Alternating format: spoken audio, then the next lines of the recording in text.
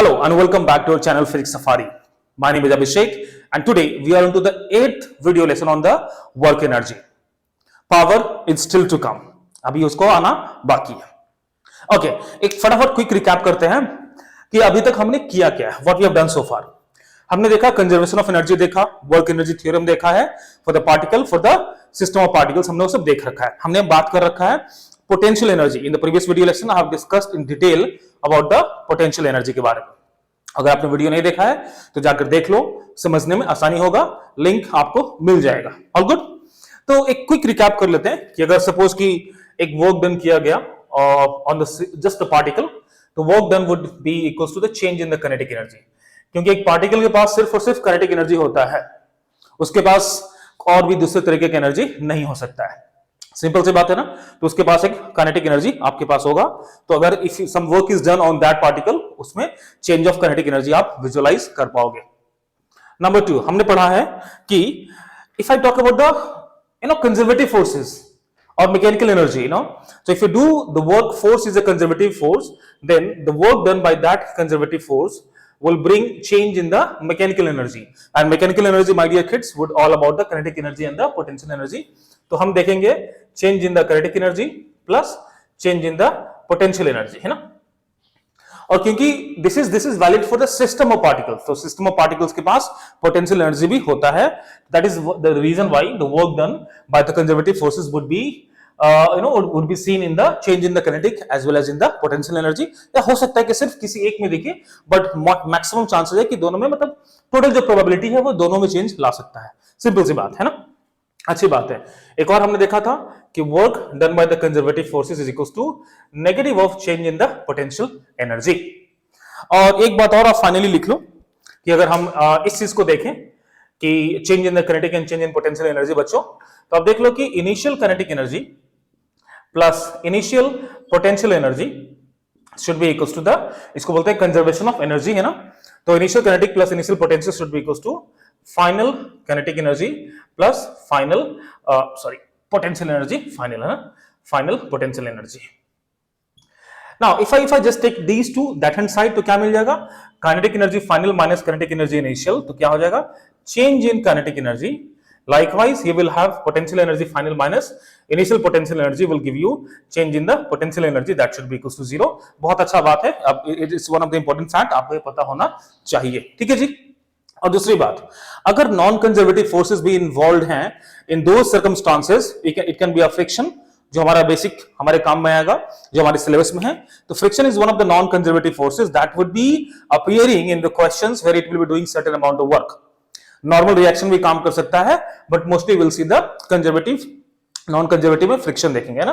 तो अगर हम नॉन कंजर्वेटिव फोर्सेस को इन्वॉल्व कर लें, if non conservative forces is also involved, non conservative forces भी अगर इन्वॉल्व हैं, then the total work done should be given as change in the kinetic energy plus change in the potential energy plus work done by the non-conservative forces. That could be friction, that could be maybe the normal reaction, कुछ भी हो सकता है. उसको हम generalise करके लिख रहे हैं कि नॉन कंजर्वेटिव फोर्सेस के कारण जो वर्क डन है वो आपका हो जाएगा, ये वर्क एनर्जी थ्योरम देगा if the non conservative forces is also involved, है ना.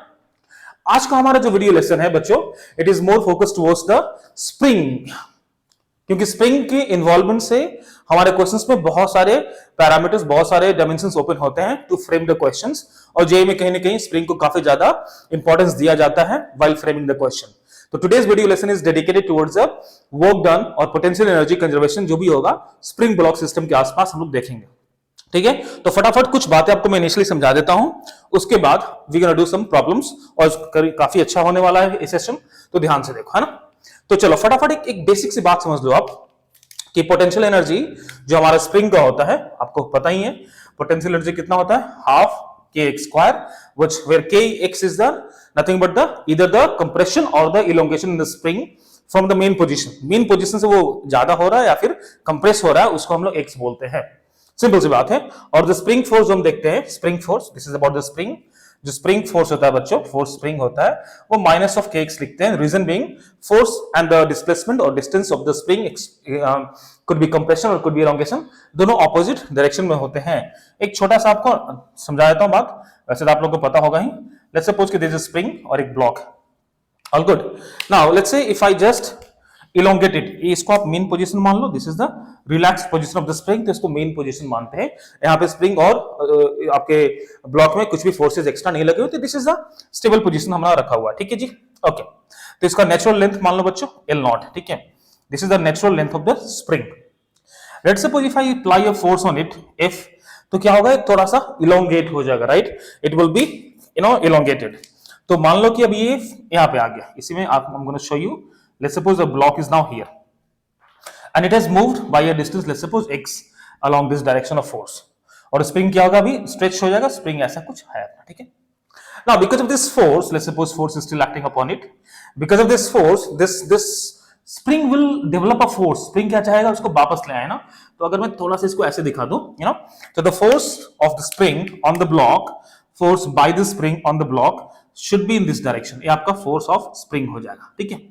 आप देख रहे हैं, आप you can see that x is happening in this direction, अगर मैं इसको अच्छे से एरो से ऐसे दिखा दूं, x is in rightward while the force is in the leftward direction, इसलिए फोर्स को हम नेगेटिव ऑफ केस लिखते हैं, where force is proportional to the displacement and in the direction it is opposite of the displacement। ये basic बातें आपको समझ में आ गई होगी, है ना। ना यहां से थोड़ा सा हम अगर और भी समझे वर्क के बारे में, अगर मुझसे पूछा जाए कि how much work is done by the spring force, spring force में कितना काम किया। देखो नॉर्मल से टेंडेंसी क्या होता है, अपने को पता है कि हमको वर्क निकालना है, तो हम लोग लिख देते हैं F डॉट डी, है ना, सिंपल सा बात हम लोग ऐसे लिख देते हैं, work is equals to F dot D.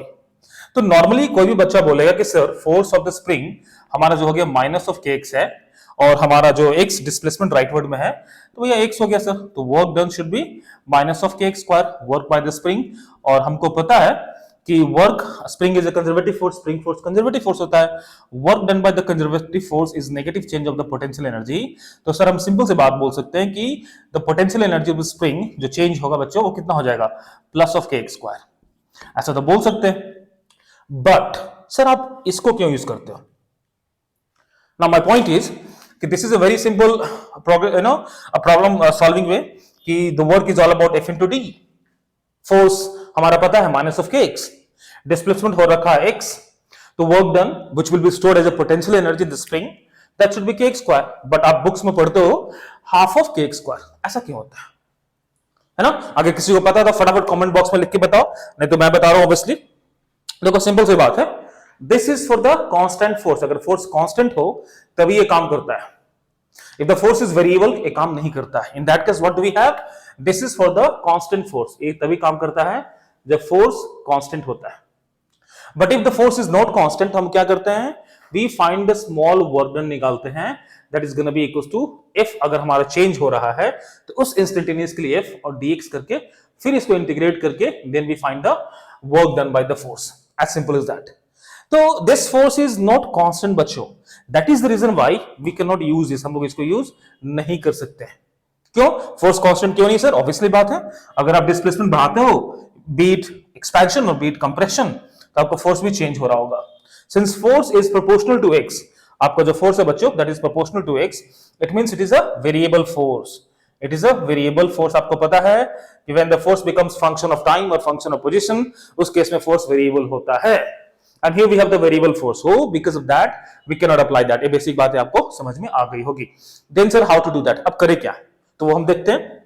फटाफट हेडिंग लिखो, potential energy of spring, potential energy in spring, है ना, स्प्रिंग में पोटेंशियल एनर्जी कितना स्टोर्ड होगा बच्चों, and this will gonna happen either you compress और एक्सपैंड, बोथ द केसेस में वो उसमें पोटेंशियल एनर्जी एक डेवलप हो जाएगा।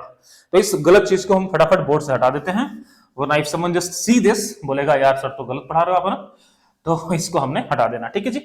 चलो एक अच्छा सा डायग्राम हम लोग यहाँ पे बना लेते हैं, तो आपने को और अच्छे से समझ में आएगा, ठीक है। तो ले लो कि मान लो कि we have this spring system, एक स्प्रिंग है, initially it is kept like this, हमारा ऐसे रखा हुआ है, इसका मास मान लो m, स्प्रिंग कांस्टेंट मान लो इसका बच्चों k, और फ्रिक्शन मान लो 0 फिलहाल के लिए, for now there is no friction between the ground and the block, all good.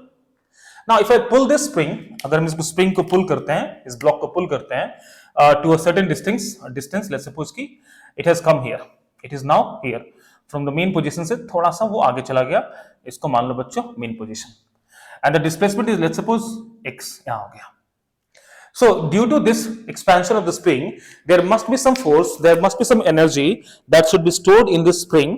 और अपने को वही निकालना है कि what would be the spring potential energy when the spring is either expanded or compressed by a distance of x. अपने को वो निकालना है, ठीक है।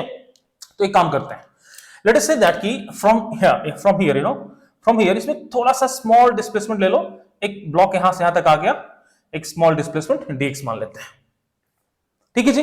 तो there gonna be small displacement, obviously इससे एक फोर्स अपने को लगाना होगा, that will only bring it this side, है ना। और इस पे एक फोर्स लग रहा होगा, स्प्रिंग हमने ऐसे मान लिया, ये हमारा स्प्रिंग है, तो एक स्प्रिंग फोर्स लग रहा होगा इस डायरेक्शन में kx, है ना। मैंने डायरेक्शन दिखा दिया है, तो आपको माइनस लिखने का जरूरत नहीं है, हमने ऑलरेडी आप शोन द डायरेक्शन, ठीक है, वो वेक्टर फॉर्म में लिखते हैं उसको। एनीवेज, तो हमने एक छोटा सा डिस्प्लेसमेंट ब्लॉक में करवाया, और लेट्स सपोज कि ब्लॉक थोड़ा सा इधर है ना डिस्प्लेसमेंट हो गया, इसमें dx अमाउंट का डिस्प्लेसमेंट हो गया। So due to this force the block has displaced by a certain amount of dx towards right, ध्यान रखना राइट की तरफ गया है, तो work done by the spring force कितना हो जाएगा, work done by spring in small displacement of dx, in small displacement of dx, ध्यान देना इस बात को, है ना। इस छोटे से डिस्प्लेसमेंट में स्प्रिंग फोर्स कितना वर्क करता है, तो हमको निकालना है work done by the spring in small displacement dx निकालना बच्चों। तो कितना हो जाएगा, जो वर्क डन बाय स्प्रिंग कितना हो जाएगा, so work done by spring force should be how much, displacement is rightward और अपना जो फोर्स है वो लेफ्टवर्ड है, तो माइनस हो गया राइट, या तो माइनस ऑफ स्प्रिंग फोर्स कितना है kx, और डिस्प्लेसमेंट हो गया dx, right. So this is the small work done by the spring. If I want to find the total work done by the spring, I must integrate this, तो minus bar रख लो और k भी बाहर ही कर लो क्योंकि k तो constant है, x dx, x कहां से कहां तक जाएगा बच्चों, 0 to x, so that should give you what, negative of kx square upon 2. So the work done by the spring force should be minus of 1 upon 2 kx square. इतनी बात तो अपने को समझ में आ गई, है ना जी। Now we know that if the force is conservative, अगर force conservative है तो work done is all about negative change in the potential energy, अपने को पता है। So the work done by the conservative force should be equals to negative change of the potential energy. तो ऐसा लिख सकते हैं क्या इसको हम, कि अगर हम छोटा सा वर्क डन करते हैं, work done by the conservative force, that should B negative small change in the potential energy, ठीक है ना। अच्छा ऐसा मान लो कि इनिशियली इसके पास कुछ पोटेंशियल एनर्जी था, नाउ आई नो दैट कि भैया वो उसके पास नहीं था, बट मान लो कि कुछ है इन केस, तो टोटल वर्क डन के लिए क्या चाहिए मेरे को, आप इसको कर दो, इनिशियल कुछ पोटेंशियल एनर्जी मान लो u0 है और फाइनल आपका u है, इतनी बात समझ में आ रही है। तो टोटल वर्क डन हम इसको दिखाएंगे, जो क्या हो जाएगा बच्चों, टोटल वर्क डन मेरे पास तो पता है, माइनस ऑफ हाफ के x square, and this should be equal to how much, negative of, आप कर लो u minus u naught, negative of u minus u naught, तो नेगेटिव तो गया बच्चों, ये तो चला गया, है ना, हट जाओ भाई, है ना। तो हो क्या गया कि जो वर्क डन है वो उसमें आपको आ जाएगा, तो जो फाइनल जो पोटेंशियल एनर्जी होगा of the spring at any distance, let's suppose x, तो आप इसको ux मान लो एट एनी डिस्टेंस x, है ना, किसी x पोजीशन पे उसका जो पोटेंशियल एनर्जी है आप उसको ux मान लो। तो if you just simplify this, you will be getting what, potential energy at any extension और compression of x length should be given as, आपका हो गया हाफ के x square plus u naught. तो रियलिटी में ये इक्वेशन होता है, और हम 90% केसेस में देखते हैं कि इनिशियल पोटेंशियल एनर्जी जीरो होता है, 90% cases we see that initial potential energy zero, तो आप लिख देते हो कि potential energy is equal to half of k x square. ये बात आपको समझ में आ जानी चाहिए, ऑल गुड। तो this is why we can not write simple f x into the x as a potential energy, because the force is not constant. So this is what we need to do to understand and to get the potential energy developed or stored in the spring. इतनी बात clear है जी। अब थोड़ा हम लोग और आगे बढ़ते हैं, कुछ प्रैक्टिस प्रॉब्लम देख लेते हैं, तो अपने को और अच्छे से समझ में आ जाएगा, है ना। गुड गुड गुड, फटाफट करते हैं। Let me just erase this part, let me just take this off, and here I believe आपको ये अच्छे से बात बच्चों समझ में आ गई होगी कि why the potential energy is half kx square, not just kx square. All good? ठीक है जी। एक एग्जांपल लेते हैं, let us understand this with an example. Let's suppose कि initially there is a spring, एक स्प्रिंग है, it is fixed with the wall and there is a block, और block के पास इनिशियली एक वेलोसिटी से मूव कर रहा है। Let's suppose it is moving with the velocity of v naught. It strikes the spring, इसका स्प्रिंग कांस्टेंट मान लो k मान लो, ठीक है। इट स्ट्राइक्स द स्प्रिंग और इसे चिपक जाता है, because of that the spring will be compressed, spring में एक कंप्रेशन आएगा। You have to find the compression in the spring, maximum compression, you know, compression maximum in spring. Spring कितना compress होगा बच्चों, that is what you have to find. ठीक है जी, चलिए तो इसको आप ऐसे समझो। In this case what are the forces that are acting, कितने कितने फोर्सेस काम कर रहे हैं आप इसको समझोगे। This block initially has certain amount of kinetic energy, obviously बात है, because of the velocity. Spring has no potential energy because this is the natural uncompressed और अनस्ट्रेच्ड कंडीशन में है, तो इसके पास कोई भी पोटेंशियल एनर्जी नहीं है। ग्राउंड को रेफरेंस मानेंगे तो इसके पास भी पोटेंशियल एनर्जी नहीं है। So the conservation of energy says initial kinetic energy and initial potential energy should be equals to final kinetic and final potential energy, which is the conservation of mechanical energy. All good? So I can say that conservation of mechanical energy due to conservation from the conservation of mechanical energy. Initially I can say kinetic energy is how much, half m, इसका mass ले लो m, half mv naught square. Initial potential energy 0. Final when the block comes to stop, जब वो compress होकर रुक जाता है, stop हो जाता है, उस केस में क्या होगा, फाइनल आपका जो स्टेट होगा वो ऐसा होगा, स्प्रिंग विल बी कंप्रेस्ड। तो लेट्स सपोज कि spring get compressed by length of x, इसका जो कंप्रेशन है बच्चों वो x मान लो, ठीक है जी। तो उस केस में इस ब्लॉक का काइनेटिक एनर्जी हो जाएगा 0 और स्प्रिंग में पोटेंशियल एनर्जी डेवलप हो जाएगा, that would be equal to how much, half kx square. अब यहां से इजीली हम लोग value of x figure out कर लेंगे, कोई दिक्कत नहीं है ना। तो 2 तो गया, so the value of kx square should be mv naught square. So बच्चों k should be how much, m upon k हो जाएगा रूट में, और दिस v नॉट आ जाएगा आपका बाहर, है ना। So you can easily see that the compression in the spring should be given as v naught m upon k under root. ये हो गया बच्चों आपका compression in the spring, quite easily done. All good, चलो एक और कर लेते हैं, बहुत सारे प्रॉब्लम्स इसमें हैं। I think I would take one more video lesson to you know demonstrate this, और भी इसमें हमको करना पड़ेगा, है ना जी। Alright, that's not a problem, that is not a problem my dear kids. Here we have एक और सिचुएशन देख लेते हैं।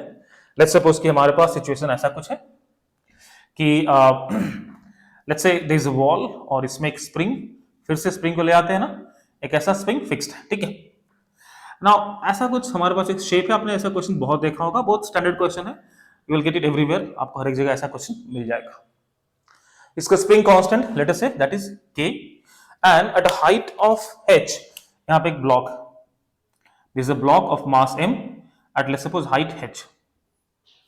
There is no friction as of now. I'm going to show you some questions based on the friction also, but अभी हमारा कोई भी friction बच्चों नहीं है। now मान लो कि this block is now released from here, ये रिलीज हो गया, it will come, it will strike this spring और spring compress हो गया, right, and then it will stop.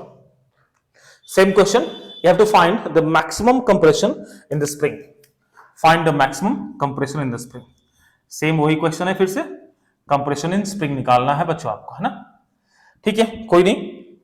देखो फिर से वही बात, आप वीडियो पॉज करो, एक बार ट्राई करो, ठीक है, और आपको देखना क्या है, हाउ डू यू अप्रोच, वो आपको पता होना चाहिए, आप उस पर स्टिक रहोगे, उस पर चेंज नहीं करोगे, आपके कैसे आपको क्वेश्चंस को अप्रोच करने हैं बच्चों, ठीक है। ओके, आई एम श्योर आपने ट्राई कर लिया। देखो सिंपल सी बात, कंजर्वेशन ऑफ एनर्जी लगाएंगे, देख लो कितना कितना फोर्सेज एक्ट कर रहा है इसमें, which all the forces that is acting over here. भैया इसके पास तो इनिशियली कोई भी एनर्जी नहीं है, ग्राउंड रेफरेंस को ग्राउंड मान लो, इन भाई साहब के पास एक पोटेंशियल एनर्जी है बिकॉज ऑफ द हाइट, तो एक ग्रेविटेशनल फोर्स लग रहा होगा इस पर, राइट, और एक लग रहा होगा normal along the surface, you know perpendicular to surface, my bad, एक नॉर्मल रिएक्शन इस पे लग रहा होगा। Throughout the movement of the block, क्या वो नॉर्मल रिएक्शन कुछ भी काम कर रहा है? Is normal reaction doing any work? Answer is no, क्योंकि द डिस्प्लेसमेंट हमेशा किसी भी पॉइंट ऑफ टाइम पे इंस्टेंटेनियस डिस्प्लेसमेंट वो टेंजेंशियली होगा और angle between the normal force and the displacement vector is gonna be 90 degree. तो work done by the normal force is gonna be zero throughout the motion. तो work done by the normal is gonna be zero, जो कि हमारे लिए अच्छी बात है because that is a non conservative force. और नॉन कंजर्वेटिव फोर्स के कारण वर्क डन जीरो है, it means I can apply the conservation of energy theorem, बड़ा आराम से हम लोग मजे में लगा सकते हैं बच्चों। तो बड़ा सिंपल सी बात हो गया। इनिशियल काइनेटिक एनर्जी, किसी के पास कोई भी काइनेटिक एनर्जी नहीं है तो काइनेटिक एनर्जी इनिशियल आपका हो गया जीरो। इन भाई साहब के पास एक पोटेंशियल एनर्जी है, आप लगा लो उसको mgh। देख लिया, अब नाउ आकर वो टकराया, कंप्रेस हुआ। आफ्टर द कंप्रेशन वो फिर से रुक जाता है, इट अगेन स्टॉप्स, तो उसके पास फाइनल काइनेटिक एनर्जी भी हो गया जीरो। क्या हो गया? दैट काइनेटिक एनर्जी कहां गया? Where it went? Of course that is utilized in increasing the potential energy of the spring. तो मान लो कि इसका कंप्रेशन जो है x से वो कंप्रेस कर जाता है, तो इसका जो पोटेंशियल एनर्जी होगा बच्चों that is gonna be half kx square. ठीक है ना जी? अपने को निकालना मैक्सिमम कंप्रेशन, कोई बात नहीं, हमने इसको फिर बड़े मजे में आराम से कर लिया। तो कितना हो गया? 2mg और आपका h भी रह जाएगा और ये भाई साहब k इधर आ गया और इसका रूट लगा लो, that is gonna be the value of x। आपका मैक्सिमम कंप्रेशन बड़ा आराम से निकल गया, है ना जी? आसान क्वेश्चन है, बहुत अच्छा है, मजा आएगा, करते रहो। और आपको एक और क्वेश्चन करवाते हैं। बहुत सारे प्रॉब्लम्स इसमें हैं, कुछ क्वेश्चन जेई वाले पूछे गए, मैं आपको भी दिखाऊंगा, कुछ एडवांस्ड लेवल के भी क्वेश्चन मैं आपको दिखाऊंगा। May be that I would put in the 2 questions per day challenge. हो सकता है कि मैं उस सेगमेंट में डाल दूं, तो आप 2 क्वेश्चंस पर डे चैलेंज को देखते रहो। इस सीरीज मैंने स्टार्ट किया recently and I am working on it की to provide you good questions. Some those questions could be from the previous year papers, PYQ, or whichever you think. I think that probably could be asked in those exams. मैं उस तरह questions को pick करके आपको यहाँ पे दिखाता हूँ in the 2 questions per day challenge. Make sure to watch that. Don't forget. You know that's a good initiative, and I believe you guys will get some advantage from there. चलो एक question और करते हैं, ठीक है? Let's suppose कि we have a spring. एक spring है, ऐसा कुछ spring है ना, ग्राउंड से कनेक्टेड है। इनिशियली इट इज अनस्ट्रेच, कुछ भी स्ट्रेचिंग इसमें नहीं है। This is a block of mass m, और ये जो ब्लॉक मास m का है ना बच्चों, वो किसी हाइट h पे initially from this top of the spring situated है। Now this spring is this block is released. इस ब्लॉक को हमने रिलीज कर दिया, तो क्या होगा? Block will come, since it will gain some energy, some velocity आएगा, तो स्प्रिंग को थोड़ा कंप्रेस कर देगा। ठीक है? तो लेट्स सपोज कि स्प्रिंग कंप्रेस्ड होकर स्प्रिंग यहां आ जाता है। Let's suppose this is the compressed state of the spring, है ना? ये हमारा स्प्रिंग बेचारा कंप्रेस्ड हो गया, इसके ऊपर ब्लॉक आकर चिपक गया। ठीक है जी? All good. And you just need to find की, अच्छा लेट्स सपोज कि कंप्रेशन x है, ठीक है? This compression is x। Find the value of x। Find the value of x। Find value of x। आपको इसका x का value बच्चों निकालना है। You have to find the value of x। ये आपका क्वेश्चन है, इसको ट्राई करो, बड़ा अच्छे से दिमाग से ट्राई करना, पूरी समझदारी के साथ इसको आप ट्राई करना, ठीक है? ओके, वी हैव टाइम, हमारे पास टाइम है, एक क्वेश्चन इसको हम लोग कर सकते हैं, ठीक है जी? चलिए देखो, बड़ा सिंपल सी बात है, ध्यान रखना। To choose a reference point, whenever we have the vertical motion, spring में जब वर्टिकल मोशन में केस आएगा, आपको एक रेफरेंस चूज करना है, बहुत इंपॉर्टेंट बात है। And try to choose the reference in such a way कि जो आपका कुछ ना कुछ कैंसिल हो जाए, बीट काइनेटिक एनर्जी कैंसिल हो या पोटेंशियल एनर्जी कैंसिल हो। आपको मैंने दिखाया था चेन और ब्लॉक के केसेस में, when you have to pull the chain और you have to chain is falling down, उस केस में हम चेन के सेंटर ऑफ मास, जो फॉलिंग पार्ट है, उसको सेंटर ऑफ मास को देते थे रेफरेंस, क्योंकि पोटेंशियल एनर्जी ऊपर नीचे वो कैंसिल हो जाता था। इस केस में if I look at this initial condition, zero kinetic energy, look at the final condition, zero kinetic energy. अगर इस फाइनल पोजीशन को रेफरेंस मान लें तो पोटेंशियल भी जीरो हो जाएगा। बस समझ रहे हो ना? तो we can get rid of the potential energy final also, तो हमारा काम काफी आसान हो जाएगा। अगर आप इसको रेफरेंस लेते हो, इसके पास पोटेंशियल एनर्जी हो जाएगा, इसके पास भी रहेगा, तो you can be dealing with the two potential energy का आपका जो वैल्यूज आएगा। तो it is very much advised कि आप उस पोजीशन को रेफरेंस मानो जहां पे आपके सारे काम थोड़े आसान हो जाए बच्चों, ठीक है? तो मैं इसके बॉटम को, जब फाइनल पोजीशन को मैंने रेफरेंस मान लिया, ठीक है? Final position is, height is taken as a reference. अब सारे काम जो होंगे फ्रॉम दिस रेफरेंस होंगे, ठीक है? All the calculations should be taken, should be done from this reference point. तो initially how much is the potential energy वो हम निकालेंगे, but before that let us see what are the forces that is acting over here. इस पूरे case में एक तो force हो गया हमारा जो है ग्रेविटी, दूसरा force the second force after the compression जो लगेगा, जो ब्लॉक इसे टकराएगा, इसे कोलाइड करेगा, स्प्रिंग फोर्स लग रहा होगा, and both the forces are conservative in nature. And since conservative in nature है तो हमारा जो एनर्जी है वो कंजर्व रहेगा, मैकेनिकल एनर्जी कहीं भी जाने वाला नहीं है। इनिशियल पोटेंशियल एनर्जी कितना हो गया बच्चों, mgh, ऐसा लिखना चाहोगे क्या? Would you like to write this way? मत लिखना, ये गलत है, this is gonna be wrong. और बच्चे 90% of the people make mistakes here only, यही गलती कर बैठते हैं यहां पे थे ना। हाँ, तो please do not right this mgh, ये गलत हो जाएगा। क्यों? क्योंकि रेफरेंस इज दिस लाइन, और यहां से इस ब्लॉक का हाइट कितना है, h प्लस x। बात समझ में आ रही है? तो एक गलत हो जाएगा, आपका इनिशियल जो पोटेंशियल एनर्जी बच्चे होगा that is gonna B mgh plus x। आप इसको ध्यान में रखना, ये बहुत जरूरी बात है ना। चलो अच्छी बात, अब हम फटाफट काम एनर्जी ऑफ मैकेनिकल एनर्जी का कंजर्वेशन लगाते हैं। तो initial kinetic energy 0, initial potential energy मेरे को पता है mgh plus x। Final kinetic energy भी 0 हो गया, correct energy, and final potential energy of the block भी 0 होगा। बट ये जो पोटेंशियल एनर्जी है ये कहां गया, this went into the potential energy of the spring में गया। स्प्रिंग में कितना कंप्रेशन हुआ, x हो गया, तो कहने से this should be equals to half of kx square. कोई दिक्कत? बस क्या सॉल्व कर लेंगे और x का वैल्यू अपनों को यहां से मिल जाएगा, है ना। तो फटाफट देख लो क्या हो जाएगा, 2 इस तरफ ले आओ तो हो जाएगा 2 mgh प्लस 2 mgx, और k को इस तरफ ले आएंगे तो k नीचे, k भी नीचे, और ये बच्चे हो गया आपका x स्क्वायर। तो आपको मिल गया क्वाड्रेटिक, आपको मिल रहा है क्वाड्रेटिक।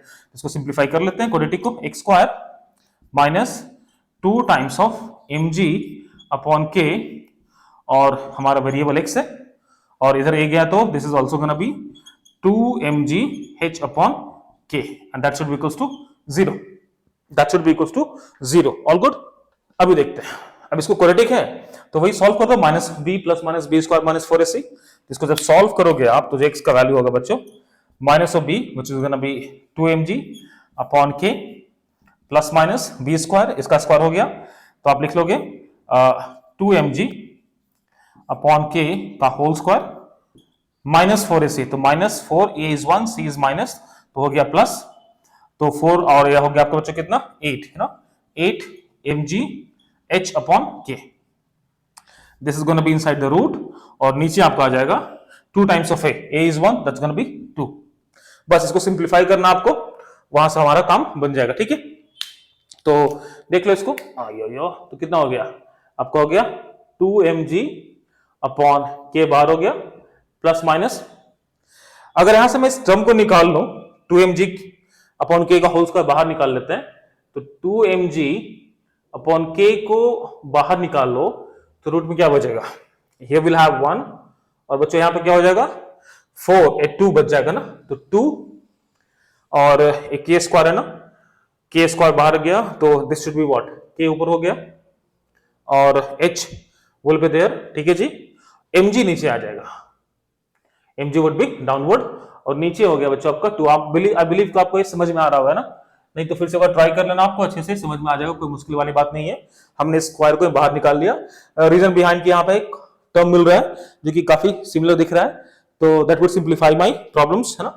तो now you can just take 2 common, 2 2 cut गया, और mg upon k take common, तो mg upon k should be taken out common. अच्छा दूसरी बात है, ये माइनस नहीं होगा, रीजन बीइंग आपका जो ये पॉजिटिव क्वांटिटी है, right, this is gonna be positive quantity, something multiplied to positive value वो बड़ा होगा, और क्योंकि 1 से ज्यादा होगा ना, this is gonna B 1 more than 1, तो रूट का वैल्यू भी 1 से ज्यादा होगा, और something multiplied which is equal to this more than 1, तो एक क्वांटिटी बड़ा हो जाएगा और ये नेगेटिव आ जाएगा, और x हमारा नेगेटिव में तो है नहीं, x तो पॉजिटिव है क्योंकि x रेफरेंस के ऊपर है ना, तो नेगेटिव वाला पार्ट तो नहीं होगा, तो प्लस वाला पार्ट रखोगे आप, तो this is gonna be how much, 1 plus root of 1 plus 2kh upon बच्चों mg हो गया। तो this is your compression in the spring. ये बड़ा अच्छा क्वेश्चन था और सिंपल था बट अच्छा है, आप इसको फटाफट लिख लो, है ना। ऑलराइट देन, सो ठीक है, lot questions are yet to come in this topic, और भी बहुत क्वेश्चंस करेंगे इस पे, टाइम कंस्ट्रेंट। मिलते हैं नेक्स्ट वीडियो में। Till then keep studying and keep learning and do not forget to like share and subscribe if you like the way I teach. All good बच्चों, so take care, see you in the next video lesson.